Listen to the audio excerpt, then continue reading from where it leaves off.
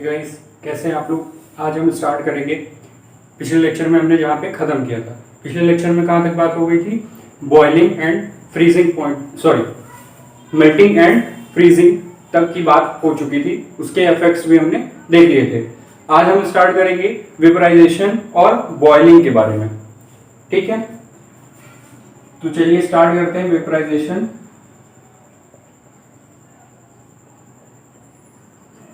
इसे ही हम क्या बोलते हैं? बॉइलिंग। ठीक है, पहले भी देखते हैं कि किस किस स्टेट के बीच में आपका ये प्रोसेस परफॉर्म हो रही होगी। तो ये दो स्टेट के बीच में परफॉर्म होती है, लिक्विड एंड गैस के बीच में। ठीक,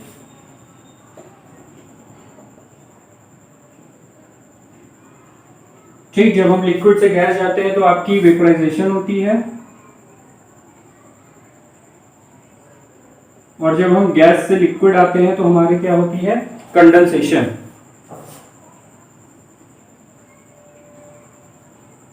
ठीक है, वेपराइजेशन को हम दूसरा नाम क्या देते हैं? बॉइलिंग का।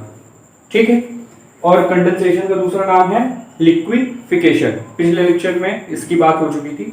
तो अब देखते हैं कि लिक्विड से गैस में कैसे कन्वर्ट होगा। तो लिक्विड को क्या करते हैं हम? कांस्टेंट टेम्परेचर से हीट प्रोवाइड करते हैं। जब कांस्टेंट टेम्परेचर से हीट प्रोवाइड करेंगे तो वो क्या करेगा? फिर वही चीज होगी, बॉन्ड ब्रेक होना शुरू होंगे। लेकिन वेपराइजेशन इसलिए बोलते हैं क्योंकि इसमें एक इंटरमीडिएट स्टेट आती है जिसे हम वेपर स्टेट बोलते हैं, जिसमें 50% of water and 50% of liquid की प्रेजेंस होती है। लेकिन जब हम उस हीट को कांस्टेंट टेम्परेचर पे कंटिन्यू रखते हैं तो वेपर के बाद वो सीधा किसमें कन्वर्ट हो जाता है? गैस में। ठीक है, तो ये आपकी होती है वेपराइजेशन। ये क्या होती है? Heat addition at constant temperature. ठीक, कंडेंसेशन क्या है? जब हम गैस से लिक्विड आते हैं तो क्या होते हैं? कांस्टेंट टेम्परेचर पे जब हम हीट को रिजेक्ट करते हैं तो क्या होती है? हमारी कंडेंसेशन प्रोसेस होती है। तो ये क्या है? आपकी हीट रिजेक्शन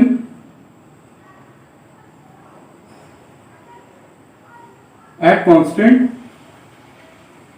टेम्परेचर। ठीक है, heat rejection at constant pressure पे आपका क्या होगा? लिक्विड से गैस एंड गैस से लिक्विड आपका कांस्टेंट टेम्परेचर पे हीट रिजेक्शन होगा। अब बात करते हैं, हीट तो हमने प्रोवाइड कर दी, गैसेस स्टेट में बन गया। लेकिन फिर वही बात, स्पेसिफिक हीट कैपेसिटी होती है और सब्सटेंस की अलग अलग। तो वो क्या करता है? अमाउंट हीट एक्सट्रैक्ट करता है, फिर एक पर्टिकुलर टेम्परेचर के बाद वो क्या होता है? गैसेस स्टेट में कन्वर्ट होना शुरू होता है, जिसे हम बोलते हैं बॉइलिंग पॉइंट। इसको मैं बीपी से डिनोट कर रहा हूं, कंफ्यूज मत होइएगा, बीपी भी बहुत जगह आपको लिखा मिलेगा।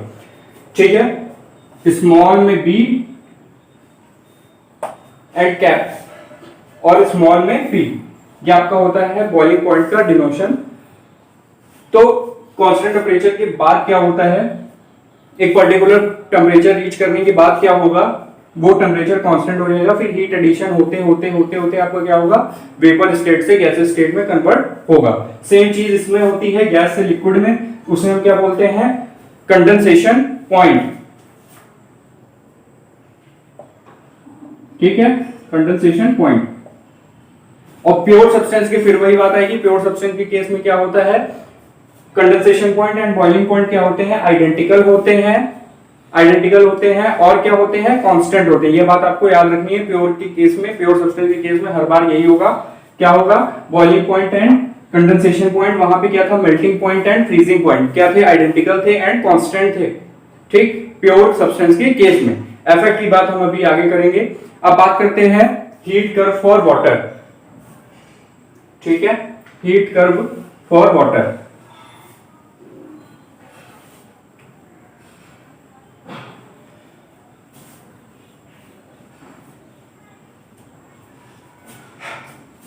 अगर आपको अच्छे नंबर इस डिफिनेशंस में चाहिए तो आपको किसके टर्म में डिफाइन करना पड़ेगा? हीट एडिशन या हीट रिजेक्शन के टर्म पे, कब? कांस्टेंट टेम्परेचर पे। चाहे वो मेल्टिंग हो, फ्रीजिंग हो, वेपराइजेशन हो, या बॉइलिंग हो, या कंडेंसेशन हो, कुछ भी हो, अगर आप हीट के रिस्पेक्ट में आप उसको डिफाइन करेंगे, हीट रिजेक्शन या हीट एडिशन के टर्म में, तो आपको पूरे नंबर मिलने के पूरे पूरे चांसेस है, क्योंकि ये पूरा चैप्टर ही आपका हीट पे डिपेंड करता है। अगर आप हीट का टर्म ही अप्लाई नहीं करेंगे डिफिनीशन पे, डिफिनीशन को उस हिसाब से डिफाइन नहीं करेंगे, तब आपके नंबर कटने के चांसेस ज्यादा है, क्योंकि इसमें आप डिफिनीशन भी पढ़ेंगे तो आपको हीट के टर्म में ही पूरी डिफिनीशन मिलेगी। ठीक है, तो हम इसीलिए हीट के टर्म में बात कर रहे हैं। अब आगे चलते हैं, heat curve. Heat curve for water.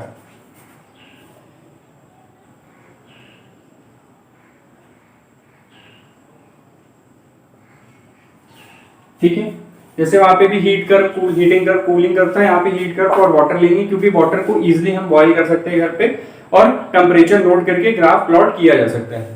ठीक है, और अवेलेबिलिटी भी वाटर की अच्छी होती है, कहीं भी आपको मिल जाएगा। ठीक, अब हीट कर्व और वाटर के लिए क्या करना है, पहले आपको वाटर लेना है, ठीक, उसको सीधा बर्नर पे उसको हीट प्रोवाइड करनी है, लेकिन उसके पहले वाटर की वॉल्यूम एंड टेम्परेचर आपको नोट कर लेने हैं। ठीक, वॉल्यूम नहीं भी हो पा रही तो वॉल्यूम से कोई काम नहीं, लेकिन टेम्परेचर आपको नोट कर लेना है, इनिशियल टेम्परेचर। फिर क्या करना है, हीटिंग प्रोवाइड करना स्टार्ट करना है। हर आधे आधे मिनट पे आपको रीडिंग नोट करते हुए चले जाना है। हर आधे आधे मिनट पे आप जब रीडिंग नोट कर लेंगे तो फिर वही चीज होगी, इस एक्सिस पे आपका टाइम होगा सेकेंड्स में, इस एक्सिस पे आपकी डिग्री सेल्सियस होगी। ठीक है, बॉइलिंग पॉइंट आपको पता है कितना होता है, 100 डिग्री सेल्सियस। हम सीधा प्लॉट कर लेते हैं, तो क्या होगा, 100 डिग्री सेल्सियस तक आपकी स्लोप मिलेगा। उसके बाद क्या होगा, 100 डिग्री सेल्सियस पे कांस्टेंट हो जाएगा। फिर उसके बाद क्या होगा, जब पूरी वेपराइजेशन स्टेट हो जाएगी, उसके बाद ये क्या करेगा, वेपर स्टेट में कन्वर्ट होने के बाद ये क्या करेगा, सीधा गैसेस फेज में कन्वर्ट होना शुरू हो जाएगा। ठीक, गैसेस स्टेट में कन्वर्ट होना शुरू हो जाएगा, लेकिन गैसेस स्टेट के बाद भी अगर आप हीट प्रोवाइड करते हैं तो एक स्टेट आती है super heated state. Super heated state क्या होती है, एकदम ड्राई गैस होती है। ठीक है, उसमें वाटर का परसेंटेज लगभग जीरो के बराबर होता है, लगभग जीरो नहीं बोलेंगे, लेकिन सुपर हीटेड स्टेट क्या होती है, बहुत हाई टेम्परेचर वाली गैस होती है। अब ये आपको लगभग मिलेगा,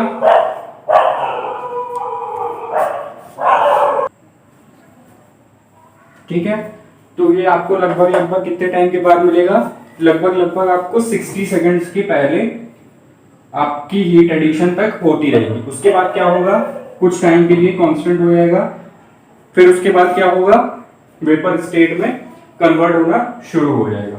तो ये आपकी क्या कहलाएगी, स्पेसिफिक हीट कैपेसिटी। हाँ, और एक और बात, ये तो आपका हो गया हीटिंग कर्व फॉर वाटर, लेकिन बहुत बार लड़कों का क्वेश्चन रहता है कि सर ये जीरो से ही कहाँ स्टार्ट होगा, तो जीरो से ही स्टार्ट नहीं होगा। मैंने बोला जिस टेम्परेचर पे आप वाटर लेंगे तो ये उतना कर्व शिफ्ट हो जाएगा। मतलब आपने अगर रूम टेम्परेचर पे लिया है, मतलब 25 डिग्री पे, तो वो आपका कर्व यहां से स्टार्ट होगा, यानी 25 डिग्री सेल्सियस से, हमेशा जीरो से नहीं होगा। वही सेम चीज किसमें होगी, मेल्टिंग, बॉइलिंग, मेल्टिंग, फ्रीजिंग में क्या होगा, उसका तो कन्वर्जन स्टेट ही 0 डिग्री सेल्सियस है, इसलिए वहां पे 0 डिग्री लेंगे। लेकिन वाटर के केस में जिस टेम्परेचर पे आपने इनिशियल टेम्परेचर जो लिया है वाटर का, वहां से कर्व स्टार्ट होगा। ठीक है, इस चीज को याद रखना है, यही कंफ्यूजन होती है आइस और वाटर के केस में, क्योंकि बहुत बार प्लॉट करने को तो दे देता है, लेकिन उसमें टेम्परेचर दे देता है, आप लोग फिर भी जीरो से ड्रॉ कर देते हैं, वहां पे आपके नंबर कट जाते हैं। तो इस बात का आपको ध्यान रखना है वाटर के केस में। अब देखते हैं change in volume for boiling. ठीक, कि वॉल्यूम पे चेंज क्या होता है बॉइलिंग की वजह से। तो बॉइलिंग की वजह से वॉल्यूम में चेंज होता है कि जो भी लिक्विड है आपके सब एक्सपैंड करते ही करते हैं। मान लीजिए 1 centimetre cube at 100 degree Celsius आपने वाटर लिया, तो वो किस में कन्वर्ट होगा, 1 सेंटीमीटर क्यूब लिया आपने वाटर 100 डिग्री सेल्सियस पे, ठीक है, 100 डिग्री सेल्सियस पे आपने लिया, तो वो किस में कन्वर्ट हो जाएगा, लगभग आपका 1760 सेंटीमीटर क्यूब ऑफ स्टीम में। ठीक है, ये भी आपको याद रखना है एग्जांपल के लिए कि वाटर किस में कन्वर्ट हो जाता है, 760 सेंटीमीटर क्यूब में, किसकी, स्टीम में, 100 डिग्री सेल्सियस पे। ठीक है, फिर ये जो स्टेट आती है ये आपकी सुपर हीटेड स्टेट होती है। तो ये हो गया आपका हीटिंग का। अब आगे चलते हैं कि प्रेशर पे क्या इफेक्ट आता है। ठीक, प्रेशर की वजह से क्या इफेक्ट आएगा। तो प्रेशर की वजह से क्या इफेक्ट आएगा, जो प्रेशर होता है उस अगर इंक्रीजिंग प्रेशर करेंगे बॉइलिंग पॉइंट पे, अगर मान लीजिए आपका 1 बार प्रेशर है और 100 डिग्री सेल्सियस टेम्परेचर है आपका बॉइलिंग ऑफ वाटर, अगर आपने प्रेशर उसका इंक्रीज कर दिया तो क्या होगा, आपका बॉइलिंग पॉइंट भी इंक्रीज करेगा। अगर आपने प्रेशर डिक्रीज किया तो आपका बॉइलिंग पॉइंट भी डिक्रीज होगा। यानी टेम्परेचर और प्रेशर में डायरेक्ट का रिलेशन होता है। अगर आप एक चीज भी इंक्रीज करते हैं तो दूसरे पे डायरेक्ट इफेक्ट करेगा। इसीलिए जो आपका प्रेशर कुकर होता है उसमें क्या होता है, उसका बॉइलिंग पॉइंट कितना होता है 120 डिग्री सेंटीग्रेड। ठीक, क्योंकि उसका अंदर का प्रेशर जो होता है वो कांस्टेंट हो जाता है और टेम्परेचर बढ़ने की वजह से वो कम होता है। कम होने की वजह से उसका बॉइलिंग पॉइंट जो होता है वो बढ़ जाता है। तो बॉइलिंग पॉइंट क्या होता है, वो डायरेक्टली प्रोपोर्शनल होता है किसके, प्रेशर की। सेम चीज उसमें होगी कंडेंसेशन पॉइंट में भी। ठीक है। अब इफेक्ट ऑफ इंप्योरिटीज क्या होती है, इंप्योरिटीज की वजह से आपका क्या होता है, बॉइलिंग पॉइंट इंक्रीज या डिक्रीज करता है। इंप्योरिटीज बढ़ेगी तो इंक्रीज करेगा, इंप्योरिटीज घटेंगी तो डिक्रीज करेगा। अब सीधे आते हैं हमारे मेन टॉपिक पे। ठीक, लेटेंट हीट।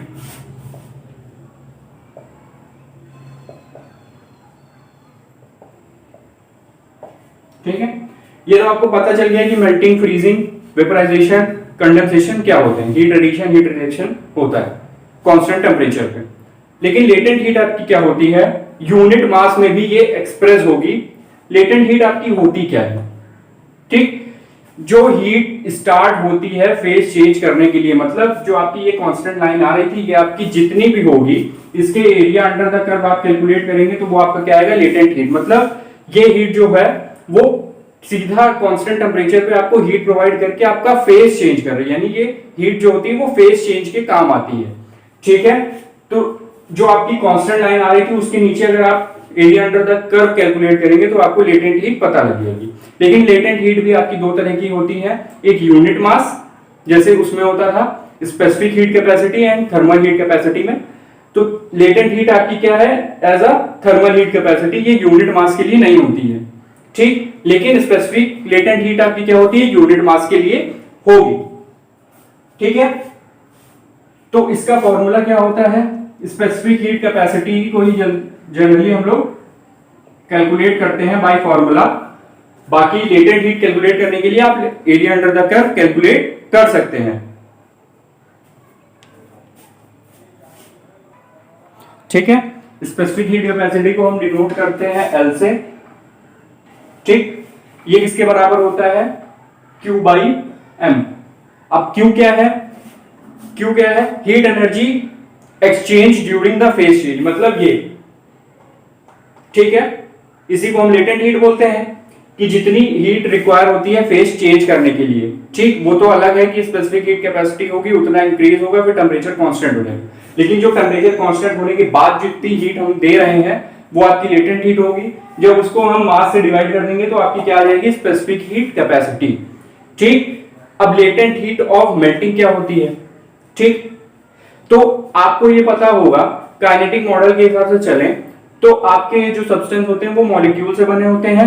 मॉलिक्यूल में क्या होता है, वो अपनी मीन पोजीशन से मोशन अप एंड डाउन, मतलब ये आपका मॉलिक्यूल है तो ऐसे ऐसे आपके मूवमेंट करते रहेंगे, अप डाउन मोशन करते रहेंगे।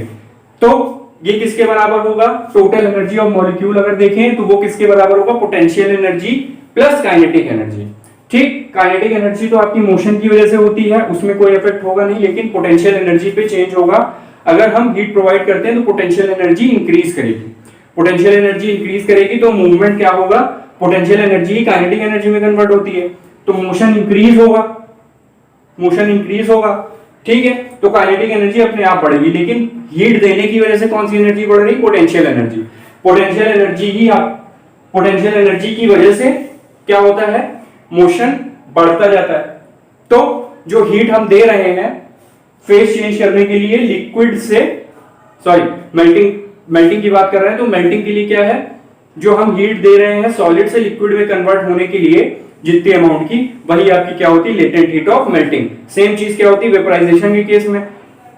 कि एनर्जी हम हीट एनर्जी देंगे तो क्या होगा, पोटेंशियल एनर्जी इंक्रीज करेगी। ठीक, पोटेंशियल एनर्जी इंक्रीज करने की वजह से क्या होता है, आपकी फेज चेंज स्टार्ट हो जाती है, क्योंकि एक्सेस एनर्जी हो जाती है मॉलिक्यूल के पास। तो एक्सेस एनर्जी कहां यूज होती है, बॉन्ड ब्रेकिंग में, और बॉन्ड ब्रेकिंग के लिए एनर्जी ज्यादा चाहिए होती है और मॉलिक्यूल के पास स्पेस कम होती है पोटेंशियल एनर्जी स्टोर करने के लिए। तो वो क्या होती है, पोटेंशियल एनर्जी जो है, हीट एनर्जी जो है वो पोटेंशियल में स्टोर ना होकर वो किस में चेंज हो जाती है, बॉन्ड ब्रेकिंग एनर्जी में। उसे ही हम बोलते हैं क्या, लेटेंट हीट ऑफ वेपोराइजेशन या लेटेंट हीट ऑफ मेल्टिंग। ठीक, तो ये याद रखना है कि पोटेंशियल एनर्जी एक बार इंक्रीज होने के बाद जो एनर्जी बचती है वो किस में चेंज होती है, बॉन्ड ब्रेकिंग में, और बॉन्ड ब्रेकिंग की वजह से फेज चेंज होता है, वही आपकी होती है लेटेंट हीट ऑफ मेल्टिंग अगर मेल्टिंग की बात कर रहे हैं तो, और वेपोराइजेशन अगर वेपोराइजेशन की बात कर रहे हैं तो। Specific latent heat of melting और fusion, specific latent heat of melting और फ्यूजन क्या है, मेल्टिंग। ठीक, मेल्टिंग की लेटेंट हीट कैसे कैलकुलेट करेंगे, वही सेम चीज है, क्या, जितनी एनर्जी हमें चाहिए सॉलिड से लिक्विड में कन्वर्ट करने के लिए, ठीक है, वही कांस्टेंट लाइन के अंडर द कर्व जो एरिया होगा वो आपकी क्या होगी, जब उसको हम मास से डिवाइड कर देंगे, मास ऑफ द सब्सटेंस से, तो आपकी क्या हो जाएगी, specific latent heat of fusion या मेल्टिंग। अब बात करते हैं इसकी यूनिट कौन सी होती है, तो इसकी भी यूनिट क्या होती है, जूल पर किलोग्राम आपकी एसआई यूनिट होती है। अदर यूनिट क्या होती है, किलो कैलोरी या कैलोरी, और 1 कैलोरी पर ग्राम आपकी किसके बराबर होती है, 4.2 इंटू 10 की पावर 3, ठीक, 10 टू द पावर 3 जूल पर किलोग्राम। ठीक है, क्यों, 1 जूल बराबर 1 कैलोरी बराबर 4.2 जूल, इस वजह से। अब specific latent heat of ice की बात करें तो वो कितनी होती है, स्पेसिफिक लेटेंट हीट, ठीक, मैं शॉर्ट फॉर्म लिख रहा हूं SLH, मतलब specific latent heat of ice, वो किसके बराबर होती है, 33600, ठीक, बाकी वही, एक जीरो और जूल पर किलोग्राम, ये होगी आपकी आइस की, जो लगभग किसके बराबर होती है, 80 कैलोरी, ठीक, 80 कैलोरी पर ग्राम, ठीक। तो ये क्या है, इतनी स्पेसिफिक हीट चाहिए होती है, specific latent heat 1 kilogram of ice को कन्वर्ट करने के लिए, किसमें, लिक्विड में, ठीक है, इतनी आपको जरूरत होती है, कब, 0 डिग्री सेल्सियस पे, ठीक। इसका मतलब ये है, मतलब इतनी हीट आपको चाहिए 1 किलोग्राम आइस को लिक्विड में कन्वर्ट करने के लिए, ठीक है। इसको लिखने का ये तरीका है, ये क्या डिनोट करता है, वही चीज कि इतनी हीट आपको चाहिए कितने ग्राम, कितने किलो, 1 किलो आइस को कन्वर्ट करने के लिए।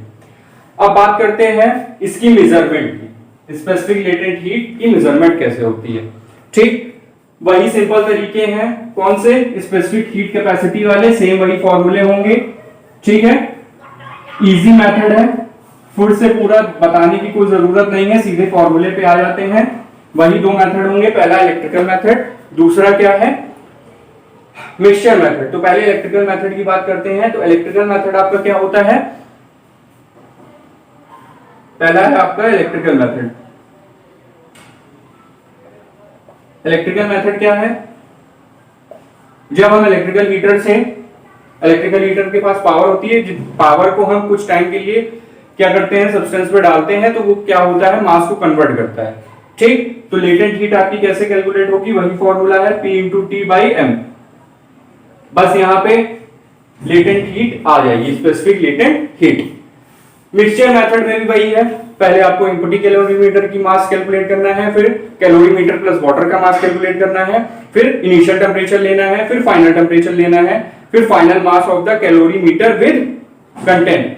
लेकिन यहाँ पे, वहां पे आप सॉलिड डाल लेते हीट करके, यहाँ पे आपको क्या डालनी है, आइस डालनी है, ठीक। आइस की आपको लेटेंट हीट कैलकुलेट करनी है, फिर वही mass of water M2 - M1, ice M3 - M2, इस तरह आप कैलकुलेट करते जाएंगे, तो आपको आखिरी में एक फॉर्मूला मिलता है, L =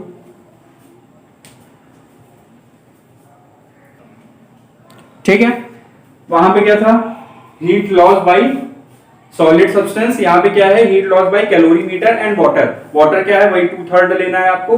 तो जो calorimeter and water energy loss कर रहा होगा वही क्या कर रहा होगा, लेटेंट हीट आपकी आइस को प्रोवाइड हो रही होगी फेज चेंज के लिए। ठीक, तो वही फॉर्मूला है, हीट लॉस बराबर हीट गेन। तो आपको वहां से एल का फॉर्मूला क्या मिल जाएगा, m1 cc क्या है, calorimeter, specific heat capacity of calorimeter. ठीक, उसके बाद प्लस क्या करना है, m2 minus m1, m2 minus m1 के बाद क्या आएगा, वाटर। ठीक है, वही फॉर्मूले पे हम पहुंच रहे हैं धीरे धीरे, डिवाइडेड बाय क्या जाएगा, m2 माइनस m1।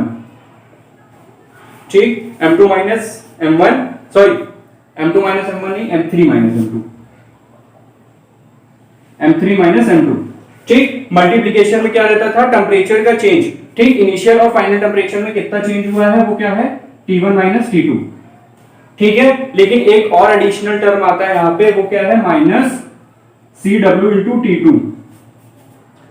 ठीक है, तो ये आपका फॉर्मूला बनता है माइनस CW इंटू T2। ठीक है, ये आपका फॉर्मूला फाइनल बनता है।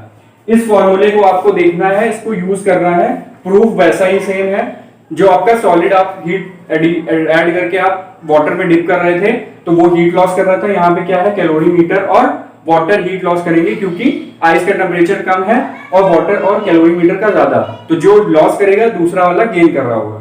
तो आपको यहां से क्या मिल जाएगी, लेटेंट हीट। तो इसके साथ आपका खत्म होता है लेटेंट हीट का टॉपिक। तो इसके साथ हमने 2 यूनिट आपकी कवर कर ली है। लास्ट वीडियो आपकी आएगी इसकी, जिसमें हम आपकी 3rd यूनिट कवर करेंगे, उसके बाद आपका चैप्टर फिनिश हो जाएगा। तो इसका प्रूफ आप देख लीजिएगा। कोई डाउट हो तो आप व्हाट्सएप करके या कमेंट सेक्शन में पूछ सकते हैं। अगर कोई ज्यादा डाउट होगा तो इस फॉर्मूले के प्रूफ की अलग से वीडियो बन जाएगी। तो आज के लिए इतना ही रखते हैं। Thank you.